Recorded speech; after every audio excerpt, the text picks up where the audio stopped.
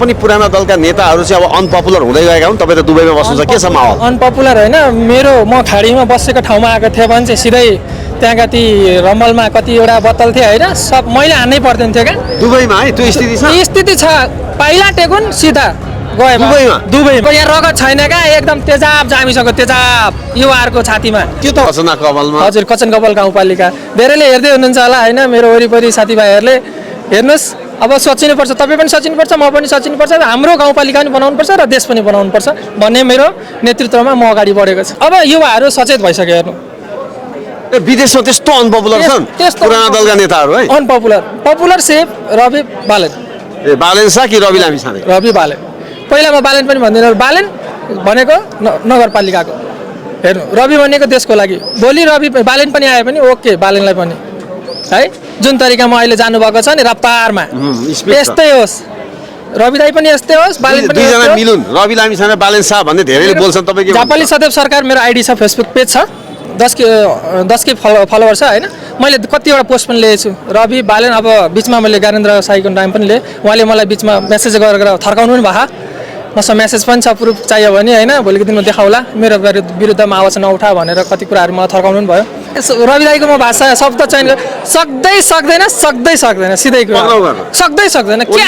हामी जनता, गरिब दुखी जनतालाई कुनै एउटा एक टच पनि नगरिकन हामी रवि दाईको लागि खडा हुन्छौँ। विदेशमा पनि खडा हुन्छ? किन हुँदैन, गर्छौँ। अरे यार, अब यहाँ रगत छैन क्या, एकदम तेजाब जामिसक्यो, तेजाब युवाहरूको छातीमा। बुझ्नु भएन? विगतमा होला, अहिले होलान् युवा, अहिलेको युवाहरू चुरोट उडाउलान् के होलान्, त्यो धुवाइन। अब त तेजाब आउँछ सिधै। हजुर के भन्नुहुन्छ यार पत्रकार सर? यार सभापति रवि लामिछानेलाई भेट्न पार्टी कार्यालयमा आइपुग्नु भएको छ घन्टी घरमा। के नाम यहाँको? मेरो नाम चाहिँ सहदेव खड्का हो, घर झापा बन्यानी, कचन कपाल गाउँपालिका। हजुर, रगत मात्र होइन, हाम्रो अब यहाँ के भन्छ तेजाब भइसक्यो क्या। हजुर, किन म आजसम्म यसरी मिडियामा बोलेको छैन है? बोलेको छैन, म कतिको बोल्न सक्दैछु त्यो मलाई थाहा छैन होइन, हजुरहरूले हेर्दै हुनुहुन्छ। तर म भित्र यति जुनुन छ कि भन्दा अहिले मलाई जेल हाल्लान् होइन। त्यो त जानुहुन्न, म जादिनँ, तपाईँ नलिनु न, म तोक्दिनँ, तपाईँ नडराउनु, तपाईँ मिडिया हो, मलाई हाल्ला, रवि दाइले मलाई ननिकाल्नु, म मर्न तयार छु के। मैले के भने म त यो काट्न सक्थेँ तपाईलाई, युवा नै तपाईँ युवा पाउनु न, तपाईँ युवा हुनुको नाताले हामीमा पनि आक्रोश होइन, हामीमा पनि आक्रोश छ, देश नभन्दा हामीलाई पनि आक्रोश छ, सबैलाई आक्रोश छ, पीडा छ। तर यसको मतलब ड्याङ ड्याङ ठोक्ने त होइन, हामी होइनौँ त्यो। यसरी नै विकास गर्न, जो चाहिँ गर्न खोज्छ देशको लागि, युवाहरूको लागि, देश विकास गर्न खोज्छ भने तिनीहरूलाई पछाडि तानी खुट्टा तानी मलाई जसले भनोस् जे भनोस्, म एकदम क्रान्ति गर्न निस्केको युवा हो, जो मुटुमा तेजाब छ। झोला बोक्न पाइयो? झोला बोक्छु, मेरो झोला बोक्छु, म अरूको झोला बोकेर सिधै घन्टी बोक्ने हो।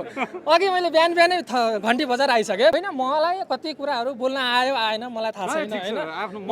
अब डर चाहिँ लाग्दैन है, मलाई मर्नु डर लाग्दैन। म एकचोटि दुईचोटि म मरेर बाँचिसकेको मान्छे हो, चाहे त्यो रोगले होस्, चाहे परिस्थितिले होस्, चाहे कसैको एट्याकबाट होस् है। यहाँ टाउकोमा चोट छ है, म आफ्नो तनावले पनि म बाँचेको मान्छे हो, मलाई डर लाग्दैन। यति हो मेरो भनाइ।